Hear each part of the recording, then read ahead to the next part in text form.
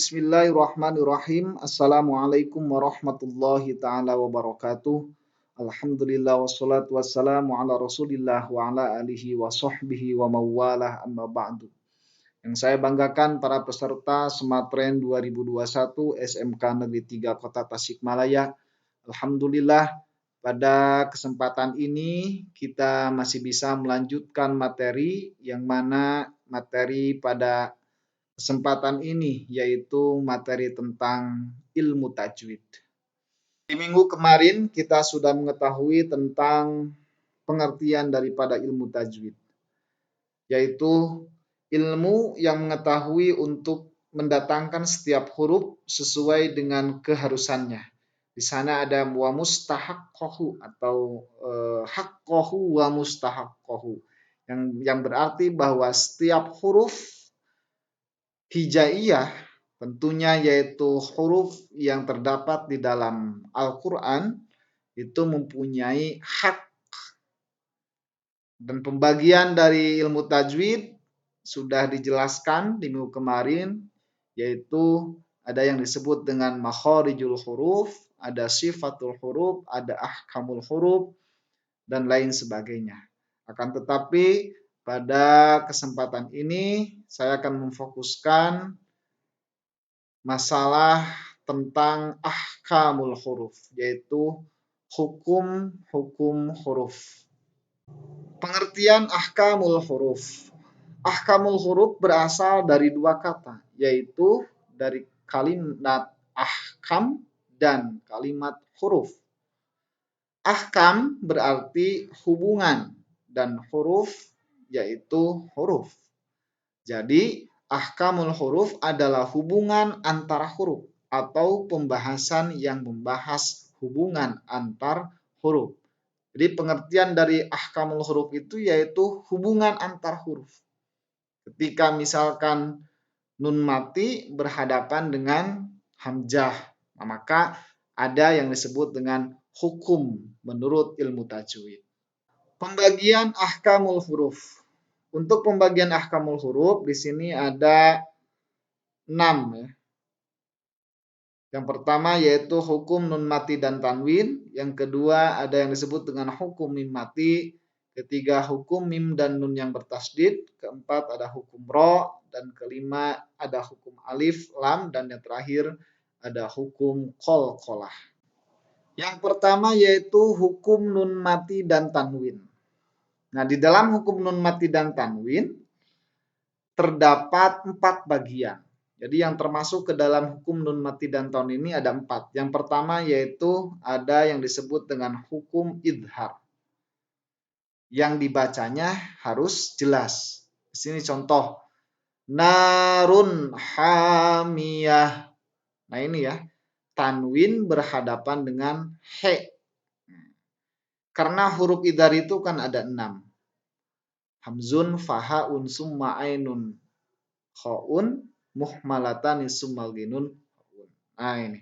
Narun hamiyah. Maka ketika tanwin berhadapan, ini tanwin berhadapan dengan he. Ini disebut dengan hukum idhar.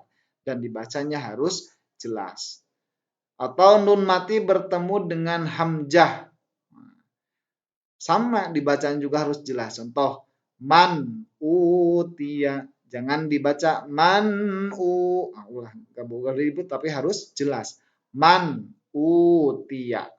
Itu yang pertama ya, hukum idhar. Yang kedua ada hukum ikhfa. Nah, di dalam ikhfa ini harus dibaca dengung. Contoh, innahu kana huban kabiro.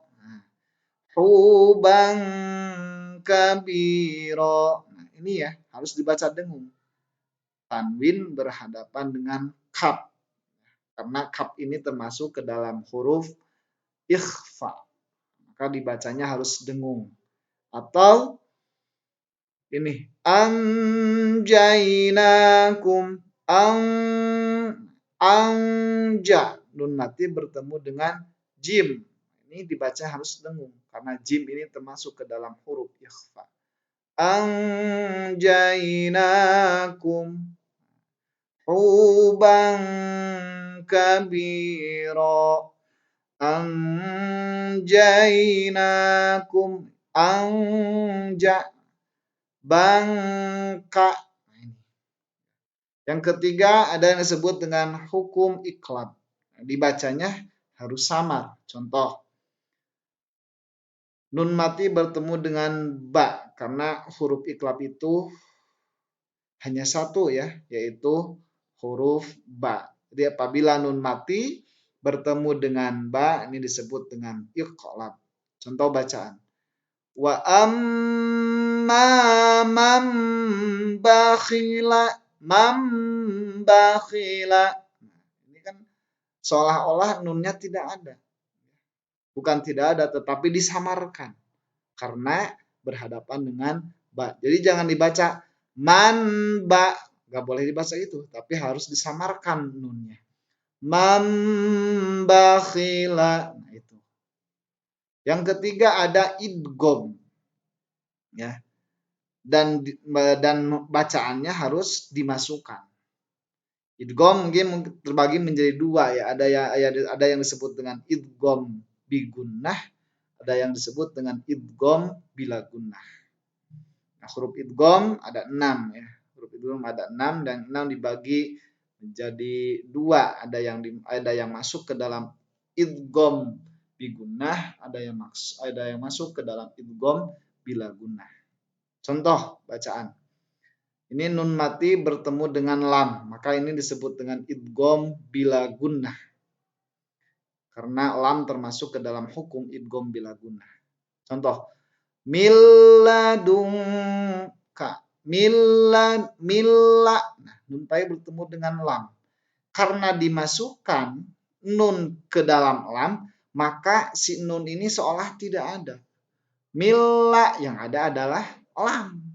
Ya, itu karena apa? Dimasukkan si nun kepada huruf lam. Atau ada contoh huruf idgham bigunnah. Mayyaqulu, mayya. Ini juga sama.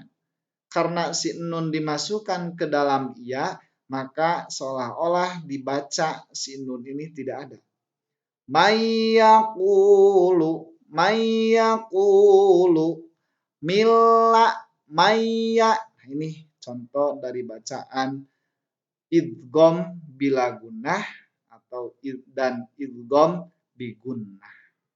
Yang kedua, pembagian dari ahkamul huruf itu yaitu ada yang disebut dengan hukum mim mati. Dalam hukum mim mati ini terdapat 3 hukum, yaitu ada yang disebut dengan hukum idhar syafawi. Contoh, hum naimun. Contoh ini mim mati bertemu dengan nun ya, karena nun termasuk ke dalam huruf idhar syafawi. Hum naimun. Ini harus jelas ya. Hum naimun. Jangan dibaca hum enggak boleh. Enggak boleh ada dengung, tapi harus diidharkan. Hum naimun. Ini idhar syafawi. Ada ikhfa syafawi. Contoh mati bertemu dengan ba. Contoh bacaan tarmihim bihijaratin. Tarmihim bi. Nah, mim mati bertemu dengan ba. Karena ba termasuk ke dalam huruf ikhfa syafawi. Karena dibacanya ada dengung ini. Ada dengung. Tarmihim bi nah ini dengung kan ya, maka dibacanya seperti ikhfa. Lalu yang ketiga ada hukum idgham mislan. Mislan ini berarti kan huruf yang sama, yaitu mim bertemu dengan mim, dan huruf mislan ada satu yaitu mim. Contoh bacaan Lahum ma yattaqun. Lahum ma, seolah-olah mimnya satu, padahal ketika ditulis ada dua. Lahum ma yattaqun. Nah, itu hukum mim mati. Yang ketiga, dalam pembagian ahkamul huruf itu ada yang disebut dengan hukum mim mati dan nun yang bertasydid. Nah, jika terdapat mim atau nun yang tasydid, ya, maka dibaca dengung atau disebut dengan gunnah. Nah, ketika ada nun atau mim yang bertasydid ini disebut dengan gunnah. Lama bacaan gunnah pada mim dan nun yang bertasydid yaitu satu alif atau sama dengan dua harkat. Contoh di sini mim bertasydid. Wa amma nah, harus ditekan ya. Karena di sini ada dua harkat dalam membaca tasydidnya. Wa amma ini ada tekanan. Ini contoh nun bertasydid. Innahum harus ditekan sama ya. Innahum wa amma. Yang keempat, dalam pembagian ahkamul huruf itu ada hukum ro. Pada hukum ro terdapat dua bagian dalam hukumnya, yakni ada yang disebut dengan ro yang dibaca tafkhim, ada ro yang dibaca tarqiq. Ro yang tafkhim itu berarti ro yang dibaca tebal, dan tarqiq dan ro tarqiq yaitu berarti ro-nya dibaca dengan tipis. Di sini ada contoh ro yang tafkhim, artinya berarti si ro-nya itu dibaca dengan tebal. Rahmatallah, rahmatallah, gak boleh dibaca rahma, tapi harus dibaca roh, harus jelas ini ro-nya. Berarti ini kan dibaca apa? Tebal si ro ini. Lalu ada contoh ro yang tarqiq atau dibaca tipis. Sini contoh Fir'auna, Fir'auna, Fir'auna. Ya, tidak dibaca Fir'auna, tapi Fir'auna, biasa ditipiskan. Tapi ini harus dibaca yang ini tafkhim ya, harus tebal. Roh, roh, nah, ini kan ada perbedaan. Nah, ini adalah hukum ro. Yang kelima yaitu dalam pembagian ahkamul huruf ada yang disebut dengan hukum alif lam. Hukum alif lam memiliki dua jenis hukum bagian. Yang pertama yaitu ada yang disebut dengan hukum al-qamariyah atau disebut dengan alif lam qamariyah. Yang kedua ada hukum alif lam syamsiyah. Ketika alif lam qamariyah maka ini harus dibacanya jelas ya, harus dibaca jelas dengan alif lam qamariyah. Dan kalau asyamsiyah ini harus dibaca dimasukkan, diidghamkan. Diidghamkan apanya? Diidghamkan si alif lamnya. Contoh di sini. Contoh alif lam qamariyah. Alhamdu. Alhamdu. Ini kan dibaca jelas ya alif lamnya. Ini berarti alif lam qamariyah. Karena dibaca jelas. Alhamdu. Kedua contoh alif lam syamsiyah. Ini tolong bisa dibedakan ya antara bacaan alif lam qamariyah dengan alif lam syamsiyah. Kalau alif lam syamsiyah ini si alif lamnya ini harus dimasukkan. Dimasukkan ke huruf selanjutnya. Walaili, walaili. Karena sebetulnya lam ini ada dua. Di sini lamnya ada dua. Yang lam yang pertama masuk ke dalam alif lam yang kedua masuk ke kalimat kalimat lailun. Di sini karena idgham ya, idghamnya idgham wajib, maka harus dibaca satu lamnya. Dan yang tidak dibacakan adalah alif lamnya. Walaili idza saja. Walaili. Nah, alif lamnya kan alif lam yang pertama itu kan tidak dibaca karena dimasukkan ke lam yang kedua. Walaili bedanya alhamdu, atau selain daripada al-laili supaya jelas asyamsu. Asyamsu dohir daripada asyamsu ketika ketika dituliskan alif lam shin ya. Nah, ketika dibaca karena alif lam syamsiyah harus wajib idgham, maka si alif lamnya seolah-olah tidak ada ketika dibaca. Asyamsu.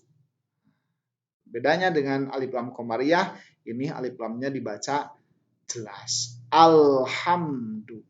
Yang keenam, dalam pembagian ahkamul huruf itu ada yang disebut dengan hukum qalqalah. Pada hukum ini memiliki definisi, yaitu bunyi huruf yang memantul bila huruf tersebut mati atau dimatikan dengan waqaf. Maka qalqalah ini terbagi menjadi dua ya. Ada yang disebut dengan qalqalah sugro dan ada yang disebut dengan qalqalah kubro. Qalqalah sugro berarti membaca huruf qalqalahnya itu tidak tebal ya, tapi tipis. Nah, kalau itu huruf qalqalah berada di tengah kalimat ya, maka disebut dengan qalqalah sugro. Ada juga qalqalah kubro. Kalau qalqalah kubro berarti membaca huruf qalqalahnya tebal. Biasanya qalqalah kubro itu berada di akhir kalimat atau karena waqaf. Nah, ini ada contoh qalqalah ba. Karena huruf qalqalah itu ada 5, ba, jim, dal, to, ko. Contoh ba huruf qalqalah. Yab. Nah, ini kan ada pantulan. Yabtaghun, yabtaghun. Tapi membaca qalqalahnya jangan harus asli ya membaca qalqalahnya. Jangan disengaja. Yabtaghun. Nah, contoh jim. Liyaj'ala, harus ada penekanannya. Liyaj'ala yabtaghun. Contoh dal. Wal'udwan.